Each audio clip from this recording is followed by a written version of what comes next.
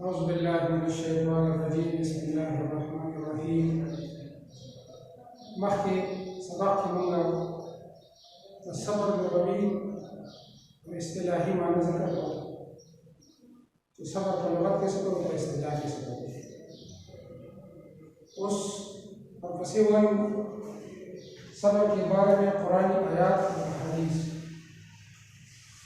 صبر متعلق कुरानी आयतों और अहादीस. कुरान के अल्लाह पाक को ढेर ज़ियों के ढेर ज़्यादा सब्र ज़िक्र करें. तकरीबन उलमा से 50 ये यादें दोनों ज़िक्र अल्लाह कुरान के सब्र करे सब्र करे. अगर ټول نبی خبره دا ده چې په قرآن کې د لقمان حکیم نصیحتونه ذکر شوي دي او په هغه نصیحتونو کې سورة لقمان کې لقمان حکیم خپل زوی ته وایي چې واصبر على ما أصابك إن ذلك من عزم الأمور. بچیه صبر کوه په هغه څه چې تا ته کوم تکالیف او مشکلات رسېږي په دې باندې صبر کوه او دا صبر د لوی لوی کارونو نه دی. عزم الامور یعنې هغه کارونه چې په هغې باندې انسان کمال ته رسي او کامیابېږي په دنیا کې او په آخرت کې نو په هغه کارونو کې صبر وکړه. دا د هغه نصیحت دی او الله خوښ شوی دی. الله قرآن کې موږ ته ذکر کړی که کامیابي غواړئ او کمال ته رسېدل غواړئ نو تاسو د صبر او بردار ځان کې پیدا کړئ.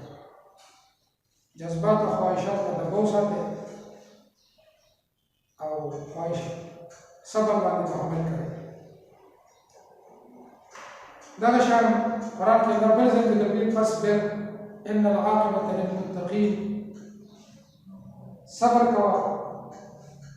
عاقبت انجام ښکلی انجام د متقیانو دی. مطلب دا چې د صبر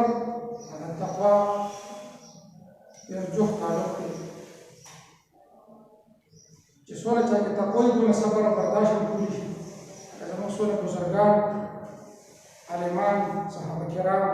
یا نور داسې لوی لوی خلک تېر شوي دي نو صبر څومره چې زموږ علما بزرګان تېر شوي دي هغوی کې تقوا ډېره وه. تقوا سره چې کوم دی صبر هم ضروري برداشت هم کوي. دې ځای کې الله پاک وایي صبر کوئ او بل ځای کې الله وایي چې غصه دا مه کوئ. والکاظمین الغیظ غصه خوري غصه خورئ. بعضې ځایونو کې بغیر د غصې نه کار هم نه کېږي چې سړی یو جرم وویني نو خامخا قرآن او حدیث نه ثابت دی چې هغه ځای کې به غصه کوي یا د کشف د ادب دپاره سړی غصه به کوي. نو علما وایي چې هغه غصه به حقیقي نه او مصنوعي غصه وي. یعنې کوم چې انسان حقیقي غصه یې هغه کې بیا دی د کنټرول نه بهر وي بیا دې نشي کنټرول کولی چې دغه بیا نور جرمونه کوي او چې هر کله مصنوعي غصه وي یعنې ده هسې عرضي جوړه کړي هغه کې دې غصه وي هغه ته غصه ښکاري خو د ده جذبات کنټرول وي نو فایدې حاصلې شي. نو الله په قرآن کې بار بار وایي فاصبر کما صبر اولو العزم من الرسل. څنګه چې لوی لوی پیغمبرانو صبر کړی دی دغه شان تاسو هم صبر کوئ. ډېر پیغمبران هغوی باندې تکلیفونه راغلي دي لکه ایوب علیه السلام شو بیمارۍ پرې راغلې وې. زموږ پیغمبر علیه السلام اهل مکه و مشرکینو کافرانو ورسره ډېر سخت کار کړی دی او 3 کاله پرله پسې په شام ابي طالب کې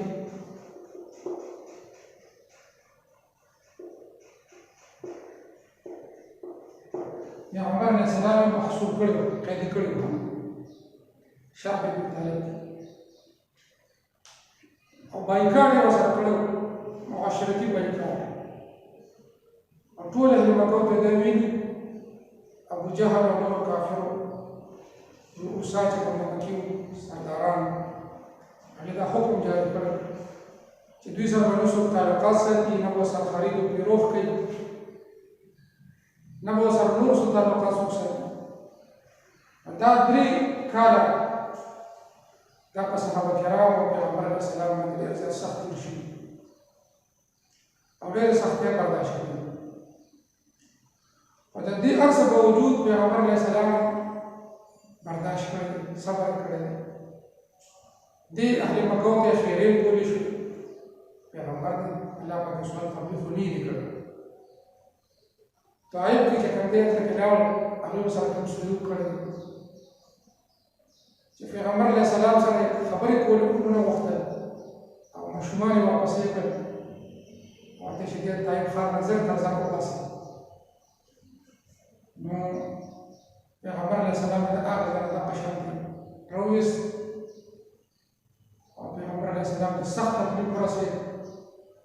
ملک الجبال فرشته ورته الله راولېږله چې تو ووایه دا طائف د دوه غرونو په منځ کې دی دوی به دا غرونه زه یو ځای کړم دوی به ختم شي پیغمبر علیه السلام وینا اللهم اهدني قومي فانهم لا يعلمون ای الله ته ورته هدایت وکړه دا ما نه پېژني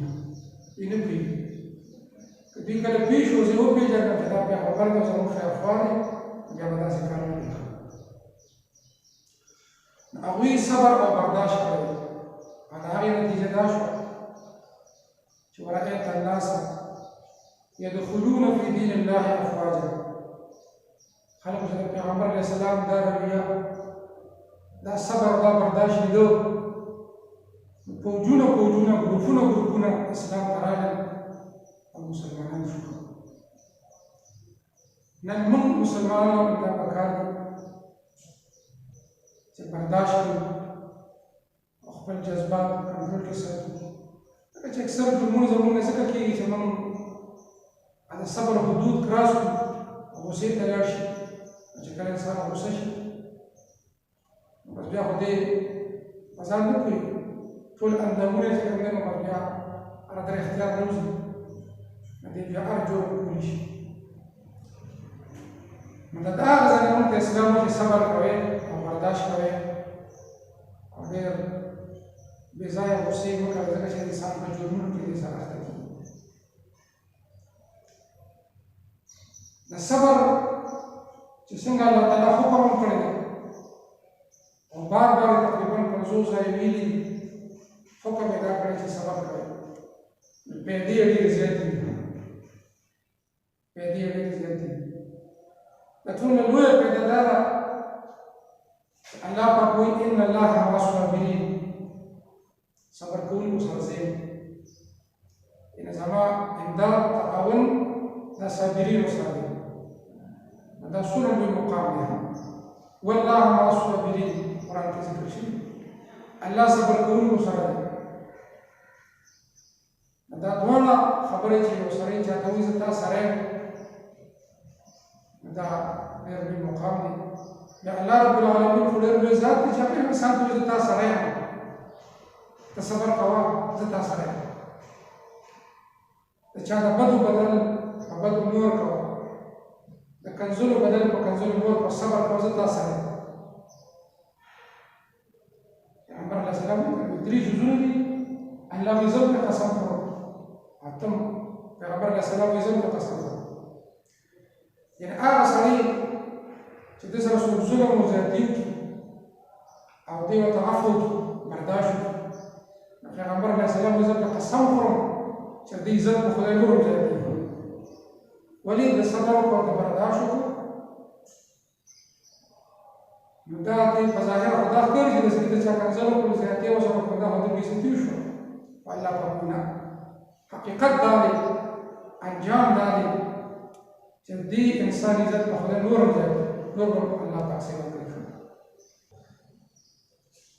نو صبر موږ له پکار دي صبر کو برداشت او هغه عبادت دي که روژه ده که لمونځ دی که هر قسم عبادت دي په اطاعاتو موږ صبر کوو که ګناه ده خواهشات دي حرام دي الله باندې کړي د هغې نه صبر کوو لږ صبر چې دا خدای حرام کړي دغه شان څه مشکلات موږ ته پېښېږي انسان ته بدن ته پېښېږي فقر و فقیري غریبي بیماري په دې مشکلاتو صبر کوو په دنیا کې هم الله په داسې خلکو لوی مقام ورکوي لوی مرتبې ورکوي او په آخرت کې هم ورکوي الله رب العالمین موږ ته د صبر کولو توفیق راکړي او قرآن او حدیث عمل توفیق دې راکړي موږ ته وآخر دعوانا